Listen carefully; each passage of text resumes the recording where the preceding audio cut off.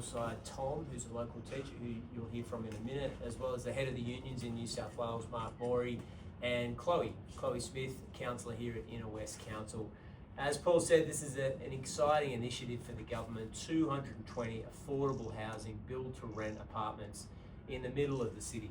And the truth of the matter is we need to be doing more of this, not less. This just needs to be the beginning of large-scale options, particularly for young people, to live in one of the most expensive cities on earth. And the government will continue to use land that it owns on behalf of the people of New South Wales to get more homes for young people.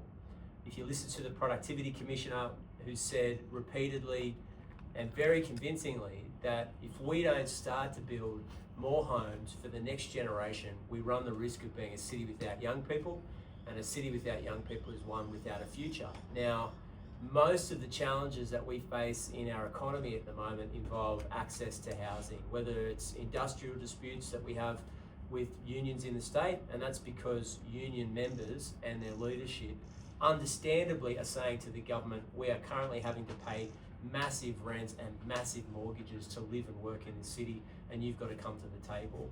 And we have done that by lifting the wages cap, but another part of that story is ensuring that we've got places for people to live and work in Sydney. And if you've got uninterrupted growth in prices that individual families have to pay to live in Sydney, then we're never going to get ahead. And more importantly, more and more people will leave essential jobs that we need in the state. In the teaching profession, police officers, firefighters, paramedics, something's got to give here. So we think this is important for New South Wales. I want to make the point that the Greens have opposed this development. They've suggested that it all should be social housing, that it all should be public housing. We're making a very distinct and different point here, and that is that yes, social housing is important, and we've allocated $5 billion to increase the stock of social and public housing in the state. But this is separate again. These are people, individuals, often with double incomes or a single income, professionals who can't afford to live in Sydney, who are not eligible for public housing.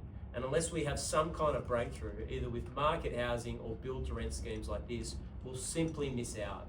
So you can expect a lot more of this from the New South Wales government. A city like Sydney can only grow if we've got people to do the essential frontline jobs that a city as big as Sydney needs. And the only way to do that is to have more housing and more homes available. I'll pass over to Mark Morey.